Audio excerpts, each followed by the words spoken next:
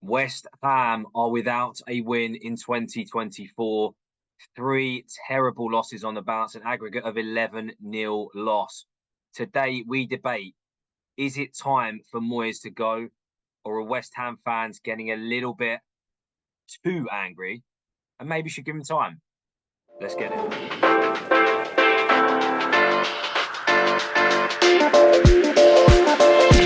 Here we go. Welcome to Lost in Possession podcast. As I said, today is all about West Ham and their current form. A terrible, terrible start to the year. You're seeing the banners already. There are Moyes out banners, and West Ham fans are feeling frustrated. Today, we get into it. We debate why, and is it correct to feel that way? So let's come to you, Reece, first. I guess the first thing on the agenda, you've seen the Moyes out banners. Obviously, it's unfair to assume that 100% of the fans want Moyes out. But the fans that do want him gone, are they right? Or is this a little bit, erratic? In today's game, it's considered probably justified. We don't want to give managers long term, despite the fact that we demand long term projects. However, it's not looking good. Despite winning the Conference League last season, they've, and being in the top 10 as we speak, or they might have even slipped down to 11th. They're not performing well. But in all fairness, David Moyes' teams do this. How many times do we see at Everton where they would go up, down, up, down, up, down, up, down? So it's not really much of a huge shock. The football's not been great. It's not been great, but they're still there and thereabouts. And I mean, they're in a position to turn it around, but the performances they've been putting in, not just in the league, but in the cups as well, have been poor. Look at the Liverpool away game in the cup. Really, that was a chance for them to try and build on their momentum and get another trophy, but they chucked it intentionally. It was like an intentional throwaway. And I just thought, what does that say? Every team, every fan wants to win something. And that's how you're treating a cup tournament. I can see where they're coming from. Jamie, what about you? I mean, the performance, particularly the Arsenal game, stood out to me for West Ham. That is where you really question what on earth is going on. Because the players gave up after 10 minutes. I don't know about that. I think sometimes you will get battered. I'll be totally honest. You're playing top of the table, or in the title race is so close in top three. All three of them can be classed as the top team.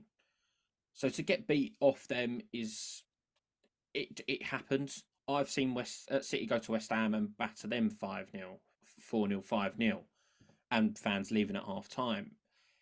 I've seen Liverpool do it to other teams. It does happen, and it depends on how you react, really. And obviously the game against Forest, they didn't react well, or even well enough.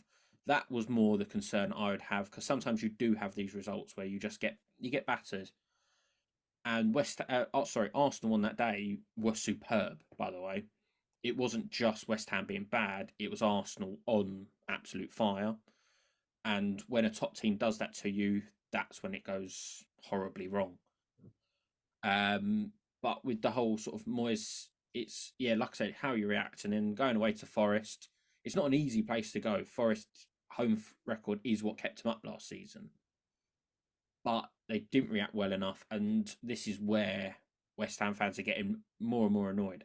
As you sort of said in the intro, 0 wins in 2024. We're now, late Feb. That's not good enough. They went out in the FA Cup to a draw that they should be winning, because initially they were at home, drew 1-1 to Bristol City, then lost in the replay. They're things that just aren't good enough. And then I think fans were getting annoyed after that, and then getting battered by Arsenal just adds fuel to the fire. But like you said, Reece, with the sort of cup games, fans want to see you win a cup. Well, they have. They saw it only last year, which look at the top, sort of the teams that are above them in the table. Okay, you've got City, Arsenal, Liverpool. Arsenal haven't won a trophy. Didn't win a trophy last season. Liverpool didn't win a trophy last season. So West Ham have actually won a trophy before two of them top three teams. Villa, what, in fourth? Spurs, you've got Newcastle, Brighton. None of these teams have won a trophy who are sitting above them in the league. And I tell you now, if you are a fan of one of them clubs, I would maybe not Arsenal and Liverpool, but the others would surely swap their place in the league with West Ham for that trophy. So I think that's where you've got to give time to Moyes, because just out of respect, really. It may be till the end of the season and you go, look, thank you, Moyes, but we're going to go in a different direction now. But I think he deserves a bit more time because of doing something that West Ham haven't had in recent years. They haven't won a trophy. Yeah, this is the big thing. At the end of the day, he's won a trophy, a major trophy. His first trophy as well as a manager. I think, again, football fans do have short-term memories, and I do think they should look at it and think, well, we're not going down, so, believe me, the teams below them are worse. It's the problem is the other teams react. If Palace change manager or Sheffield United somehow spring to life, I know that's unlikely at the moment, but they would look over their shoulders a little bit. But I think there's a lot of frustration, and I'd like to hear what a lot of Everton fans from the Moyes era in particular say, because it's like they build up a head of steam and then let themselves down again. Like I said, they go and beat Arsenal at the end of the year. Things are looking up. And then they put in 3 drawn games when really they should have probably gone on to beat Sheffield United and gone on to beat Bournemouth. Then put on those performances after, even when they beat Spurs in December, they followed up with a 5-0 loss at Fulham. It's like they just don't get going. And you think, like, where's the mentality in this team? They win 3 on the bounce at the start of the season, then lose 2 on the bounce. It's frustrating. I remember Everton under Moyes being like that, getting off the slow starts or get an amazing win against top 4 club and then go lose to the team struggling. It doesn't make sense. And how are you going to progress if you keep putting in those results? You're better off cancelling out the win at the Emirates and trading that in for for 4 points in the 3 games they drew at least. It's a lack of consistency, but that is commonplace in the Premier League at that mid-table level. We've seen in the top 4 race that teams seem to bottle it and not want the top 4. So, but for me, I think this is a bit of an overreaction. I think it's very harsh, and I think probably a lot of the Moyes out people who are the ones doing the banners, they're probably the ones who wanted him out before last season, before the cup win, and now it's kind of brought it all back to the surface. Because you're right, your points are valid. Like, they have won a European trophy, and you mentioned the clubs already. The clubs they're competing with haven't won a trophy, some of which for 50 odd years. They're 9th in the table. They're not in a relegation battle. If they're in a relegation battle this year, fair enough. Then you can argue, maybe they're just a cup team or whatever. Moyes got lucky. But I don't think it's luck. Like, what he's doing is stabilizing them in the top half at the minute. They're still in Europe. Yes, they're at the FA Cup. That's embarrassing, losing to a Championship side. But the results are terrible lately. As I said, 11-0 on aggregate in the last 3 games is a joke. But you've got to zoom out. You've got to look at the big picture. A trophy is something that every club or every medium club, whatever you want to call it, are desperate for. And their fans would absolutely take, I think, James, you just touched on, you'd absolutely take like a 14th place finish in the league and a trophy for a lot of clubs. Even this season for Chelsea, and we're supposed to be a big club, I'd take a 13th place finish and, a Carabao Cup win. Thank you so much for watching so far. I will be very quick in this. All we ask is, could you hit that subscribe button for us? It helps us more than you know. We're trying to grow the channel. I personally am setting a target of 500 subscribers by the end of the season. If you could really help us out, that'd be great. Right, back to the video. You've got to put it into perspective. Yeah, it's an amazing achievement. But like I said, Moyes, he's always done this. I think 2021, they finished 6th. 21-22, they finished 7th. Then last season, they finished 14th. Yes, they won that trophy, but there's no getting that consistency back. He's given them the stability like Big Sam did. He's given them the big stability, and now it's that chance to pass the platform on to someone else. But I think there are elements where they're harsh on him, and what more do they want? But I also look at it and think, well, if they want to progress, they're not probably going to progress with Moyes at the helm. He's really stabled the ship, and it is it's really hard. It's whatever way you want to look at it. I think both sides have valid points. Yeah, and you've got to bear in mind they have lost their best player. Like, no one's talking about that. Like, you literally lost Declan Rice, who you would argue for that money is and was their best player. An absolute leader on the pitch. They've gone and sold him for 105 mil. Again, like, what do you actually expect? Some of the business, we'll get onto it. Let's talk Rice first and foremost. So let's talk about some of West Ham's business. 105 mil for Rice. They've brought in Kudus, who actually I think is a good bit of business. He looks really good. I think he'll get snapped up by a bigger side in probably 2-3 years.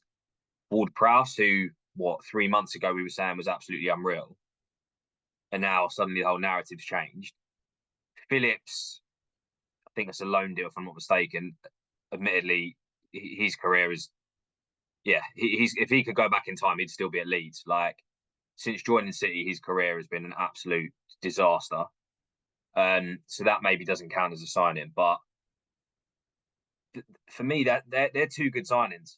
There's also Alvarez as well. Yeah, Alvarez in the middle, and like he's not going to set the world alight, but he's still, I think, still a stable signing. Like signing Ward-Prowse and Alvarez as your replacement to Rice and a aging Souček, I think's decent business.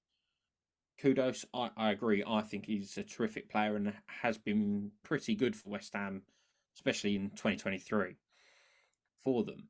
So I don't really see a problem with what they've spent. However, there still is places, like they haven't got a striker.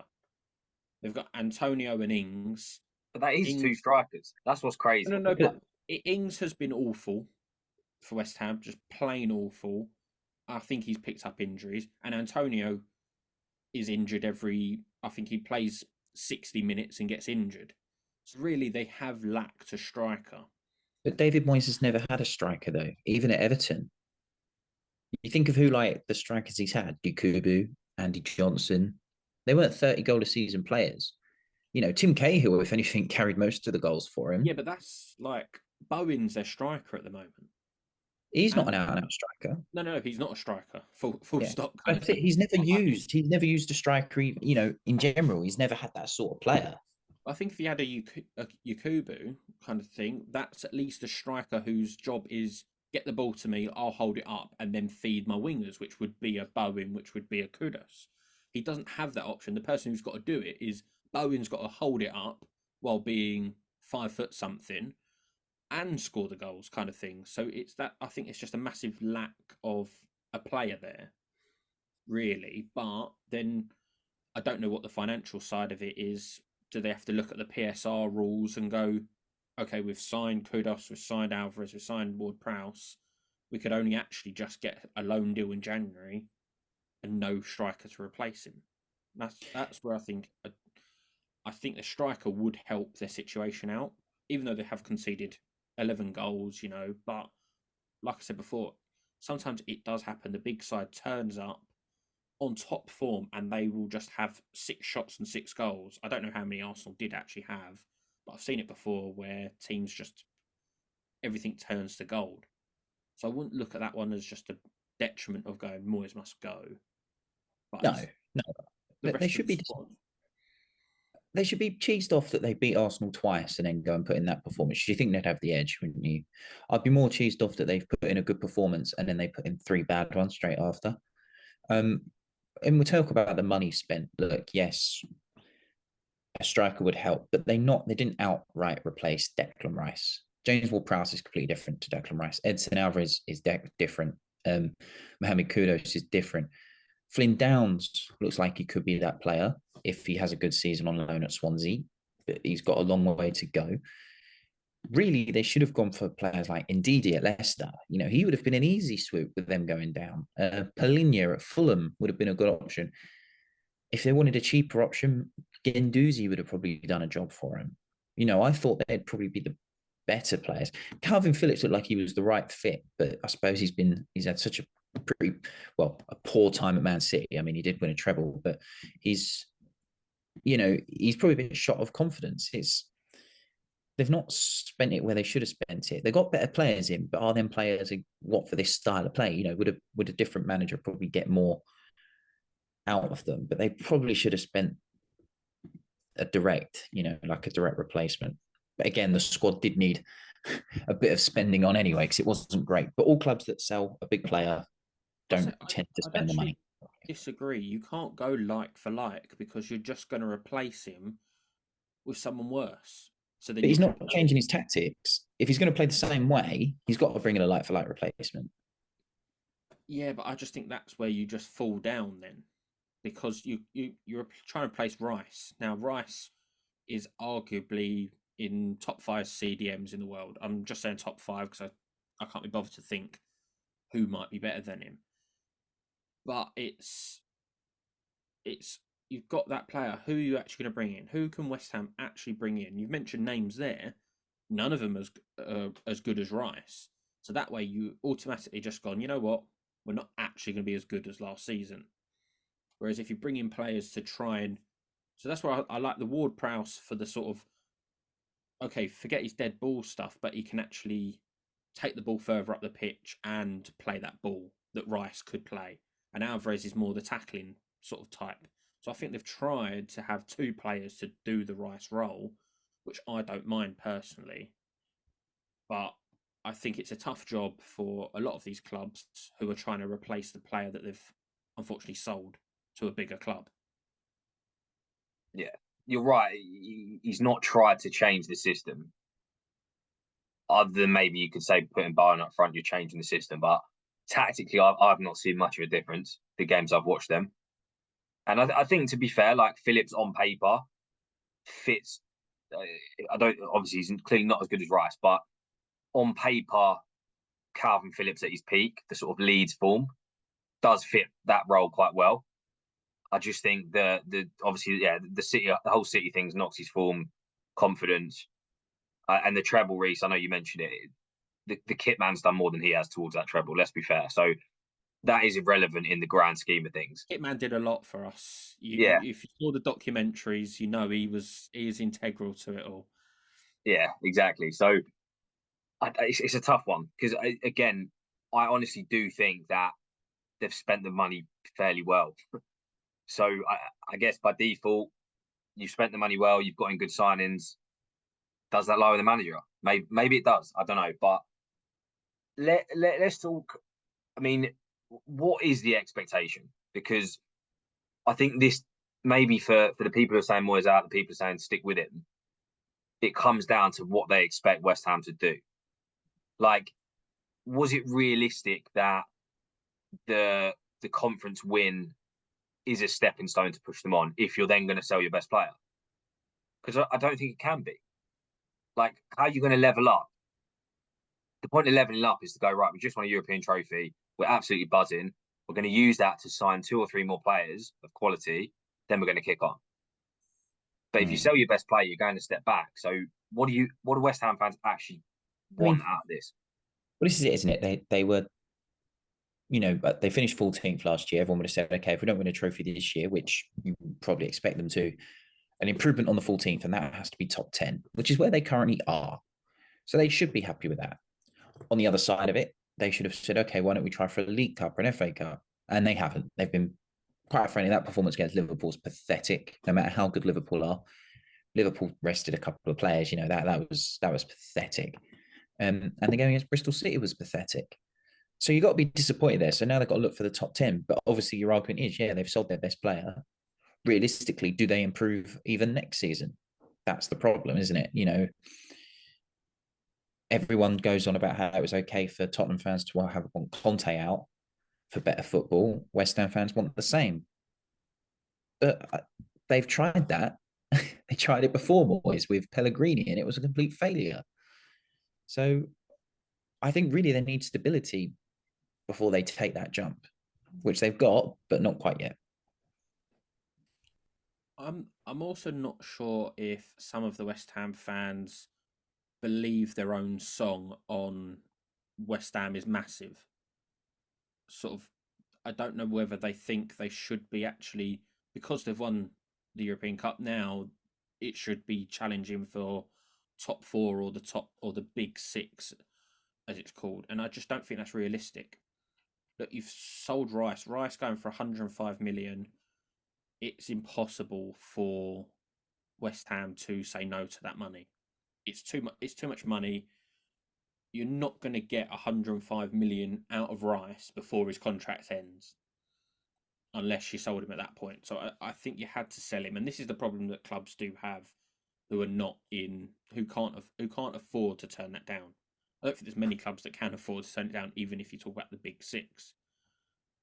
It's something that's the sort of gulf between it is impossible. But I think sort of I've had the experience of probably being at where West Ham are now before City got the money. Okay, we didn't win a trophy, so that was even West Ham probably a little bit above it. But I was being like, you know what, get me a Europa League place, but now it's sort of, obviously you've got the Conference League place. Top 10, trying to get that place, I think is realistic. Unfortunately, now then it's the style of play. It's difficult because, like you said, Reece, Pellegrini came in. Pellegrini has much a better style of football on the eye. But it wasn't working. It didn't get the success that Moyes has had. So I think it's really difficult because you can go, I want to be entertained. I want Ange Ball at Spurs that's slightly coming off the wheels. But let's say at the start, I want Ange Ball.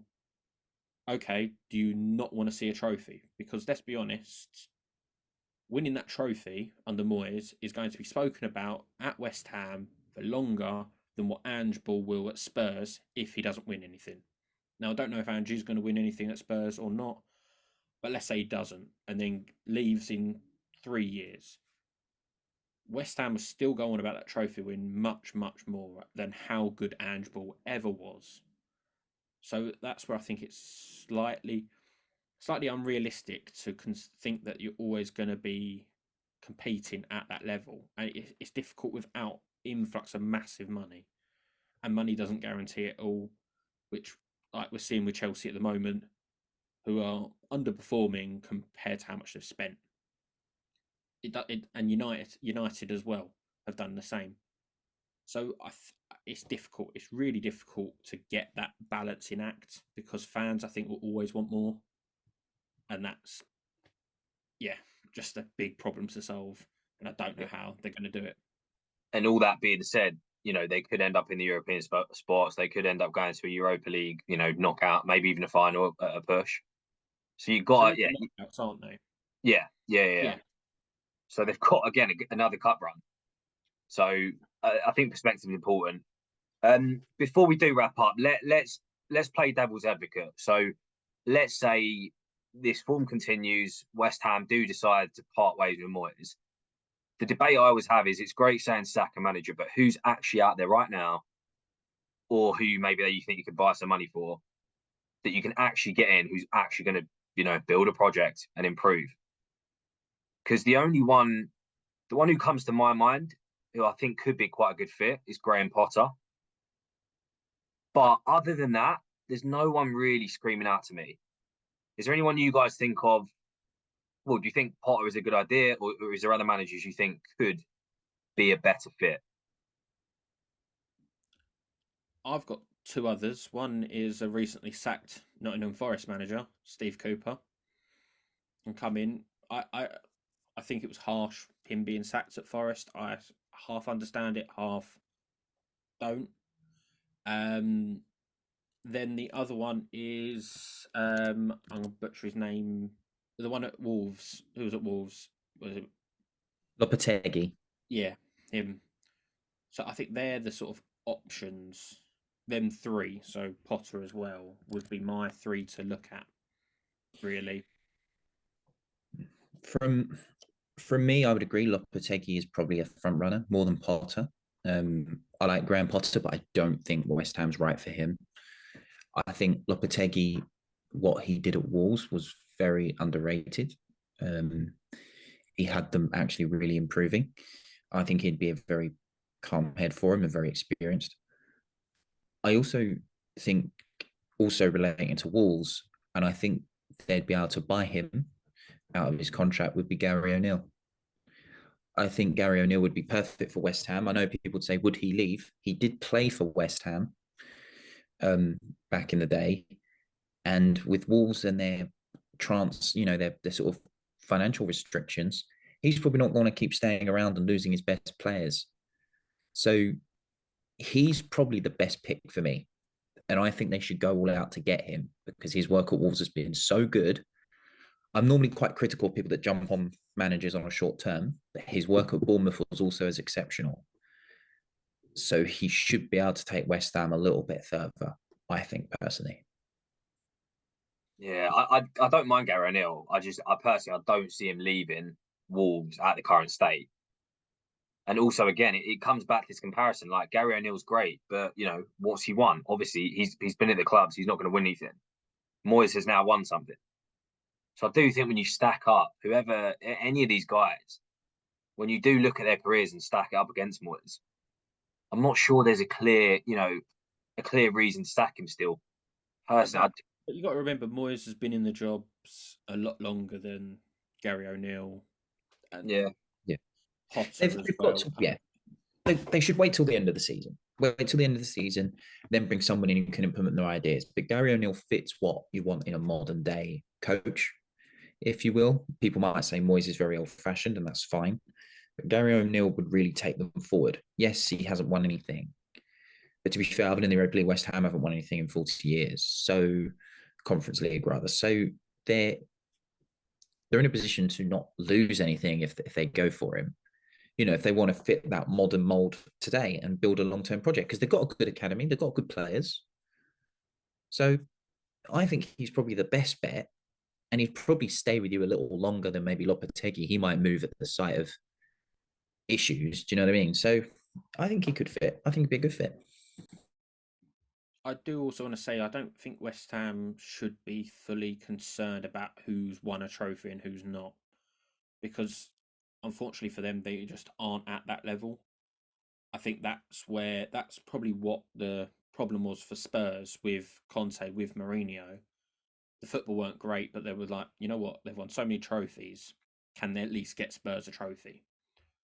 So and now they're preferring Ange Ball to what they had with the guys who won the trophies. So if West Ham want better football, I wouldn't be too against seeing Potter there. I think he could play good football at West Ham, and West Ham fans might enjoy it more. But Potter isn't sort of like, he's not going to solve losing 6-0 to Arsenal. There will be a time where that could still happen, but when they're actually winning, there will be better performances. So I think you can't just expect one manager to come in and, you know what, West Ham are going to be challenging top 4, top 6. I think it's tough to be in that position because you need such a difference to get up to that full level, and I don't think one manager's going to do it. It takes more money. Yeah. Overall. Exactly that. Well, that is pretty much all we got time for today.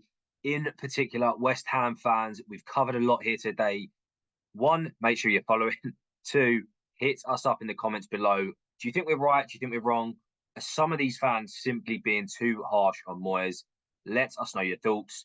But as always, like, comment, and subscribe. You know the drill.